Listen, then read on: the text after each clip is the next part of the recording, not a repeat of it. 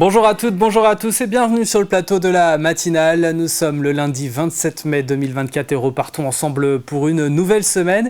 Nous commençons par les titres, ce qui vous attend durant cette demi-heure.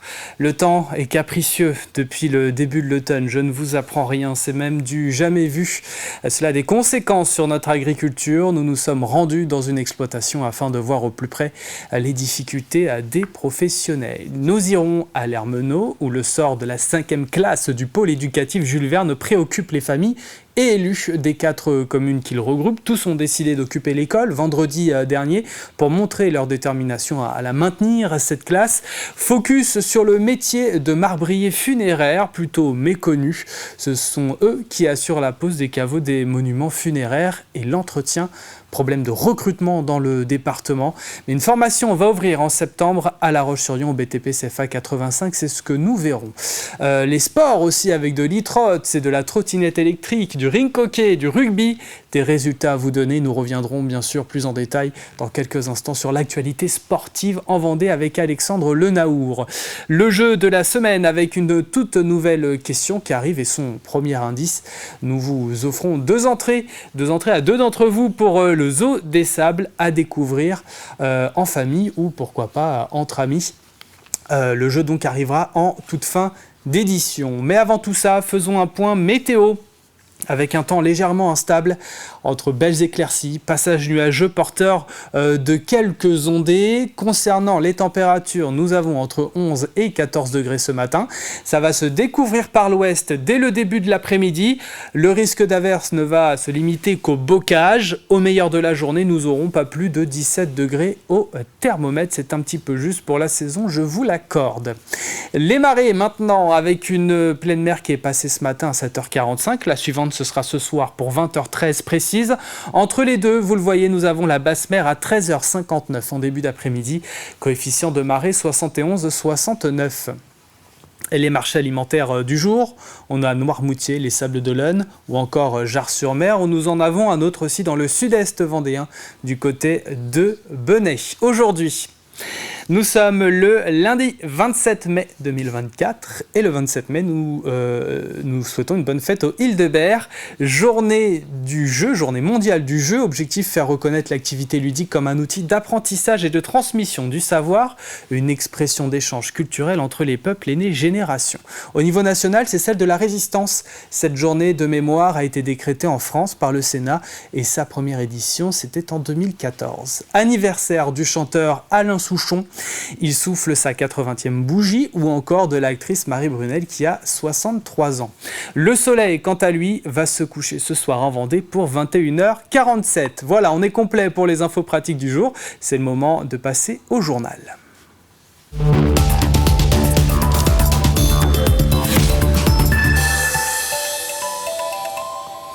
Je vous le disais, c'est historique. Autant de pluie depuis le mois d'octobre et en continu. On n'avait jamais vu ça, selon le président de la coordination rurale de Vendée. Conséquence, un nombre d'exploitants agricoles n'ont quasiment pas pu travailler.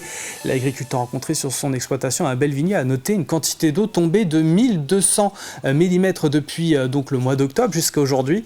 La moyenne est de 700 sur cette période. Résultat, on ne peut pas mettre les vaches au pré. C'est également très compliqué pour les cultures depuis l'automne dernier. Il n'a pas été possible de semer. En fait, il ne s'est jamais passé un tel épisode depuis le début octobre jusqu'au jour d'aujourd'hui. Nous avons jusque-là toujours eu de la pluie, trop de pluie pour travailler. Donc là, il ne nous reste plus qu'une seule culture, c'est le maïs, pour donner à manger évidemment aux animaux. On va avoir des déficits de trésorerie, alors ça dépend, mais en moyenne, je pense autour des 50 000 € par exploitation. C'est énorme de passer le cap. Donc évidemment, on sera obligé d'avoir un accompagnement pour ces agriculteurs-là, c'est sûr. À l'Ermenau, le sort de la 5e classe du pôle éducatif Jules Verne préoccupe les familles. Élu des 4 communes qu'il regroupe. En tout, ce sont 2200 habitants qui dépendent de cette école publique gérée par un syndicat intercommunal à vocation multiple. Aujourd'hui, ils sont vent debout contre la décision de l'inspection académique de fermer une classe à la rentrée prochaine. Après une pétition qui a réuni plus de 8000 signatures, tous ont décidé d'occuper l'école vendredi pour montrer leur détermination à maintenir cette 5e classe ouverte. Voyez ce reportage d'Alix Lanos. Ils ont décidé de ne rien lâcher et pour ça, ils ont transformé l'école en terrain de camping. L'ambiance est bon enfant, pourtant tous sont très remontés contre la décision du rectorat de fermer la 5e classe de l'école Jules Verne, ouverte en 2020 seulement. À l'époque, 113 élèves doivent y faire leur rentrée. On avait suffisamment d'élèves, l'académie a dit qu'il faut une classe de plus. Tout le monde se mobilise, on fait des marches parce que quand même il y a des subventions, mais c'est du boulot derrière. Et l'année même où les travaux sont finis, on nous dit non, en fait pour 3 élèves on ferme. Ça passe pas bien quoi. Et ça passe d'autant plus mal que des travaux d'envergure ont été réalisés pour accueillir cette 5e classe. Les travaux se sont terminés en février 2024 et en janvier, nous apprenions que nous étions pour la rentrée de 2024, une fermeture de la 5e classe. Alors vraiment, mettre 250 000 € d'argent public pour ne pas utiliser ce qui a été fait, je trouve ça vraiment dommage qu'on ne nous laisse pas au moins une année. Une année pour essayer d'attirer de nouvelles familles avec enfants. Car ici, professeurs des écoles et parents sont très inquiets pour la rentrée prochaine. Les 4 classes restantes devront forcément accueillir beaucoup trop d'élèves. Si on ne le fait pas maintenant, au mois de juillet, ça sera trop tard. Et en septembre, nos enfants auront des conditions vraiment déplorables. Ils sont une vingtaine à peu près par classe. Donc ce qui est plutôt confortable en fait pour l'apprentissage des enfants.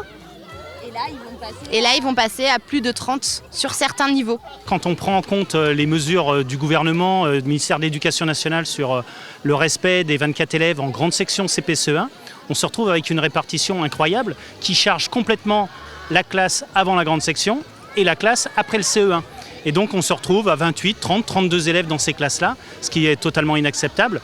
Élus et parents déplorent de n'avoir eu aucune réponse de la part de l'académie qui devrait normalement statuer le 18 juin prochain sur le sort de la 5e classe. En attendant, tous sont prêts à continuer la mobilisation. Le 25 mai 1804, Napoléon désignait La Roche-sur-Yon comme chef-lieu de la Vendée. À l'occasion de ce 220e anniversaire, la ville a voulu marquer le coup en organisant un événement festif. Plus de 200 amoureux du Premier Empire se sont réunis à la Vallée Verte pour faire revivre le temps d'un week-end l'ambiance d'un camp napoléonien et la vie de bivouac. Venus des 4 coins de France et même de l'étranger, ils ont présenté des uniformes, métiers, démonstrations de tir et manœuvres militaires pour le plus grand plaisir des visiteurs.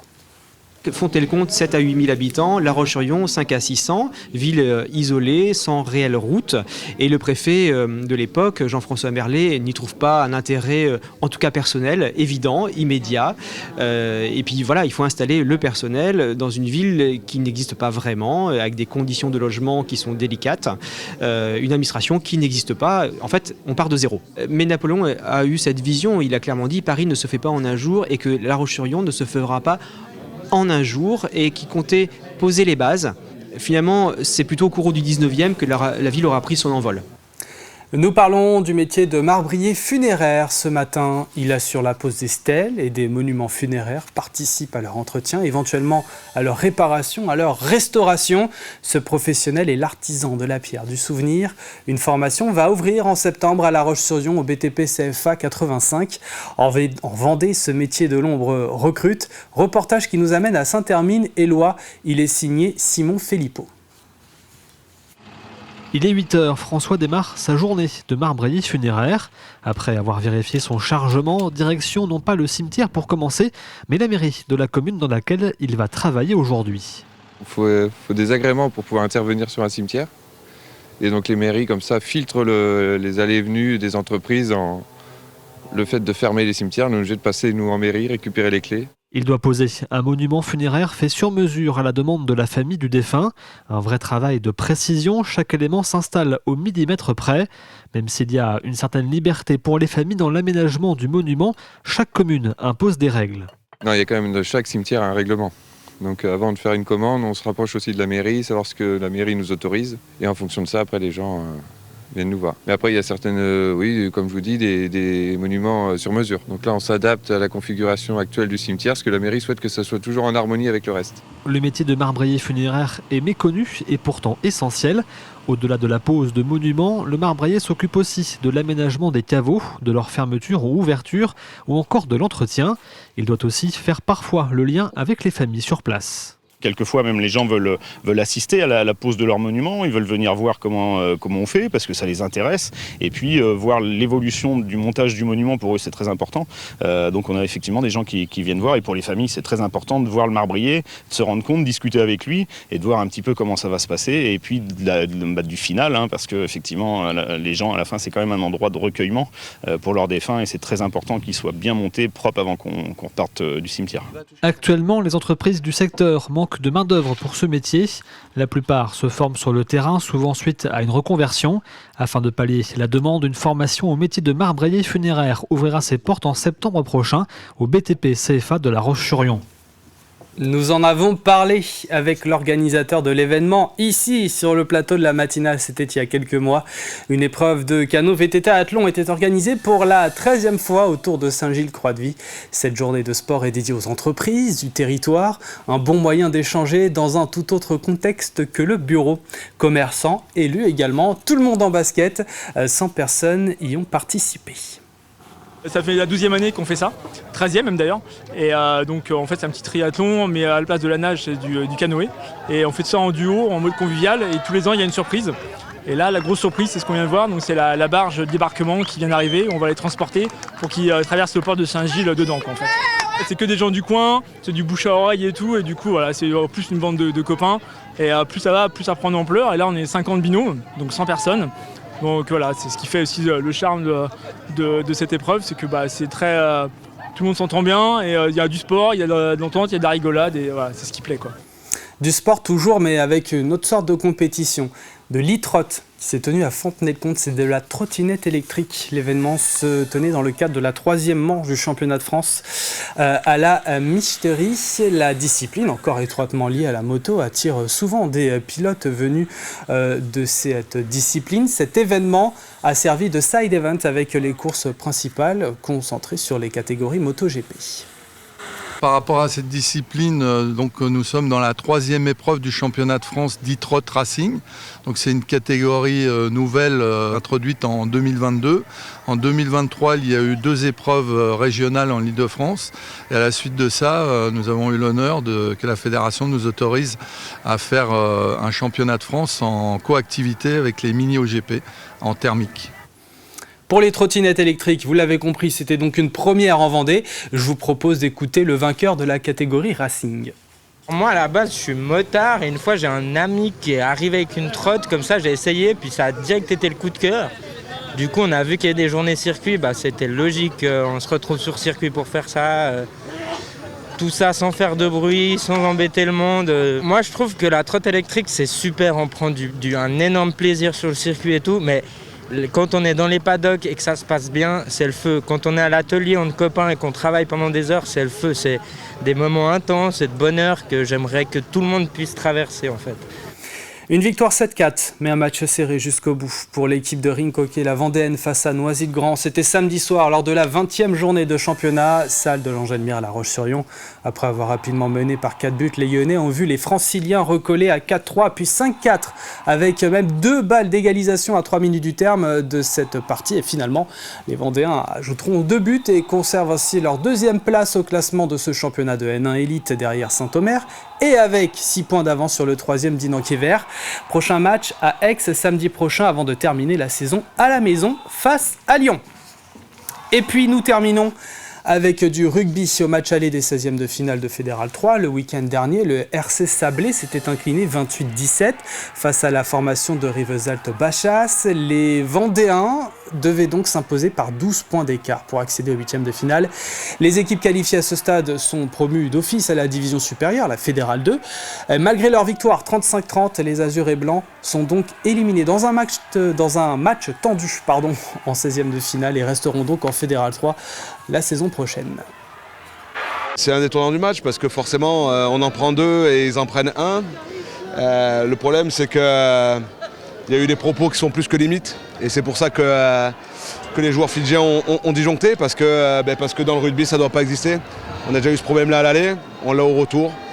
C'est vraiment dommage d'en être à ce niveau-là. Ça se joue un essai transformé, les opportunités on les a eues mais on ne les a pas mis au fond. Aujourd'hui c'est dur, on a une très grosse équipe de Fédéral 3, maintenant à nous de travailler pour passer ce cap-là, mais on va déjà passer par le deuil de cette défaite.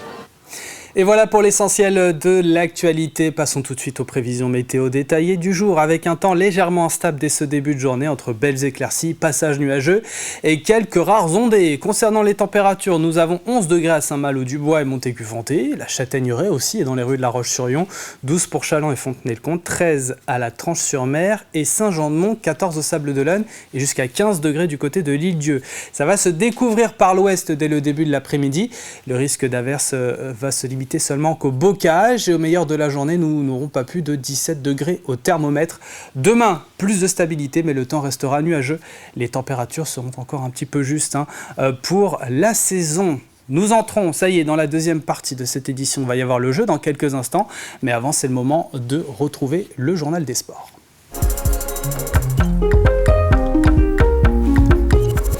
Et Alexandre Lenaour m'a rejoint sur le plateau. Bonjour Alexandre. Bonjour François. Et donc pour démarrer ce journal des sports, place au grand rendez-vous du week-end. C'était hier après-midi au Parc des Sports de la rue de Lierre. Le RC Sablé jouait pour une place en Fédéral 2 la saison prochaine. Et oui, pour ce 16e de finale retour, le RC Sablé recevait Rivesaltes Bachas. Les Vendéens s'étaient inclinés 28-17 au match aller. Il fallait donc l'emporter par au moins 12 points d'écart pour espérer décrocher une qualification directe en Fédéral 2. Et après avoir concédé l'ouverture du score sur pénalité, les Sablés vont se mettre en ordre de marche. 4e minute, premier essai signé Boutet et transformé par Hébert. Une nouvelle pénalité convertie de Rivesaltes, mais les Sables enchaînent avec un deuxième essai conclu par Fatafei et transformé. 14-6 pour les Azur et Blancs, mais après une troisième pénalité, les visiteurs ont du répondant et vont aplatir pour la première fois dans cette rencontre. Un essai transformé, ce sont désormais les Rivesaltais qui mènent 14-16. Grosse tension également dans cette rencontre, un 34e minute de joueurs sablés voient rouge.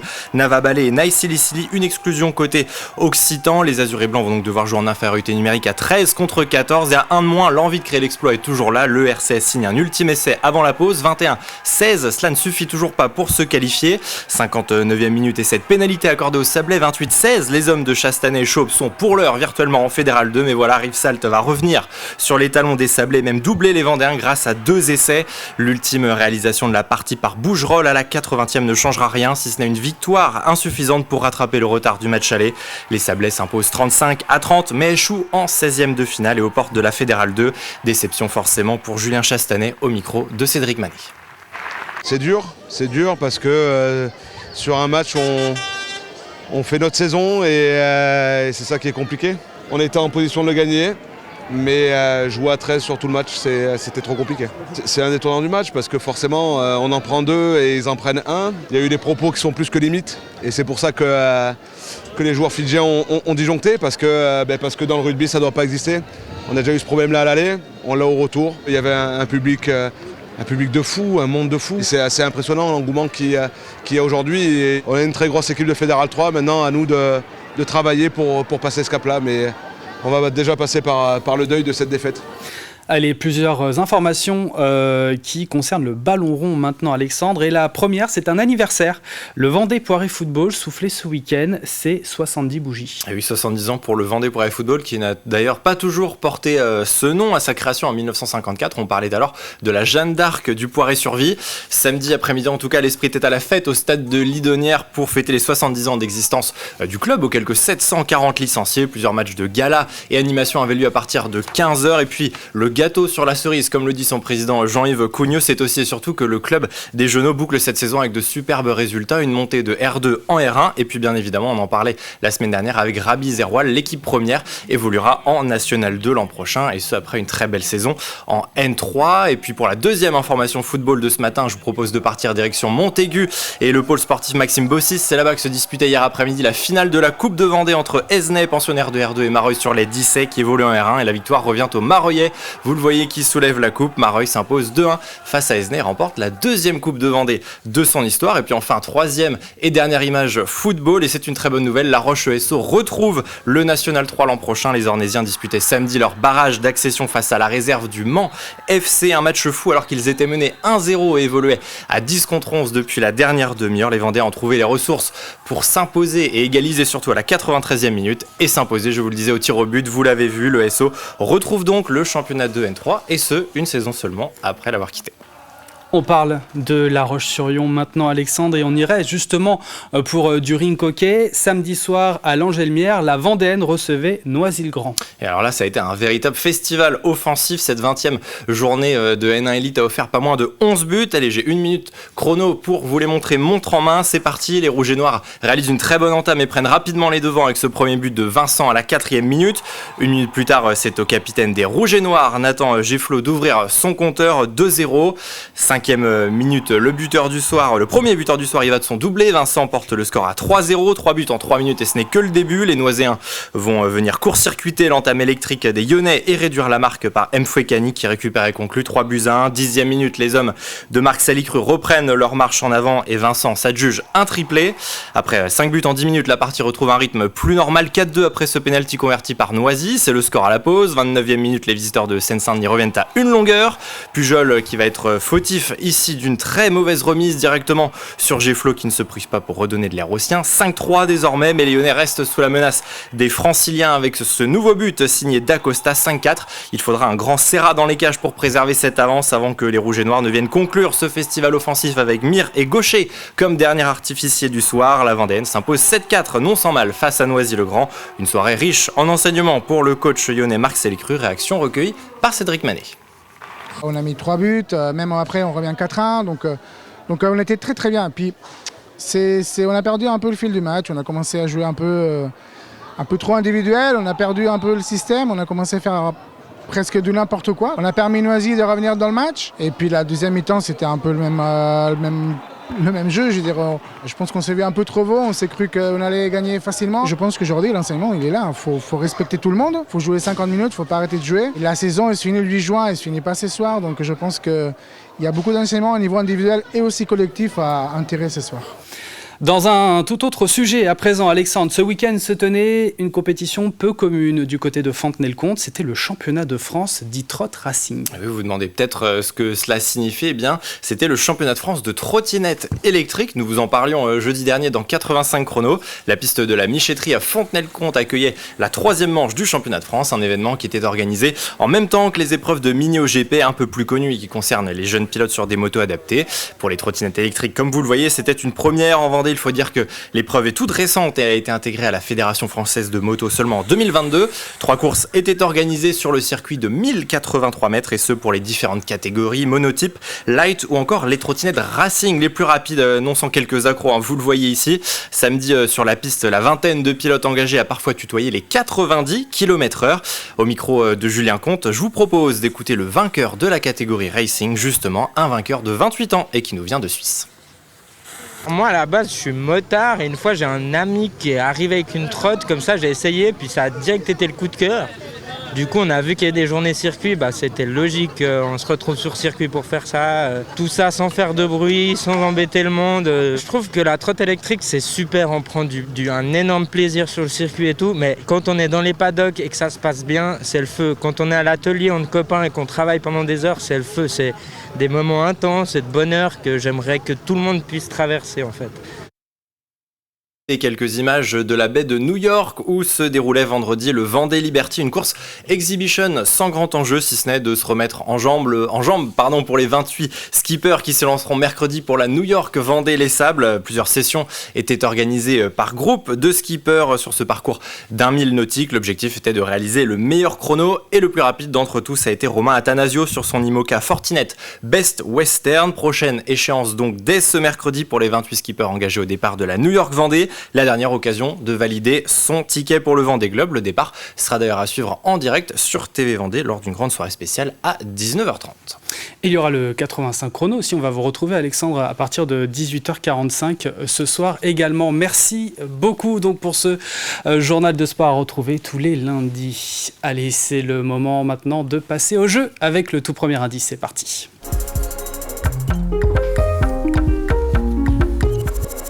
Cette semaine, nous vous offrons avec le Zoo des Sables, notre partenaire, deux entrées pour 2 d'entre vous. Donc 4 places au total. Vous avez jusqu'à vendredi pour tenter votre chance. Et vous le savez, un lot comme celui-ci se mérite. Voici la question de la semaine. Dans quelle commune un nouveau cinéma va voir le jour en juin ? Voici le tout premier indice. La salle aura une capacité de 890 places. Si vous n'avez pas encore la réponse, pas de panique. D'autres indices arriveront d'ici la fin de semaine pour vous aider. Si vous l'avez, en revanche, direction notre site internet tvvendée.fr pour participer. Bonne chance! C'est la fin de cette matinale. Merci de l'avoir suivi. L'info revient à 12h30. Ce sera avec Julie Morini. Passez une excellente journée sur TV Vendée.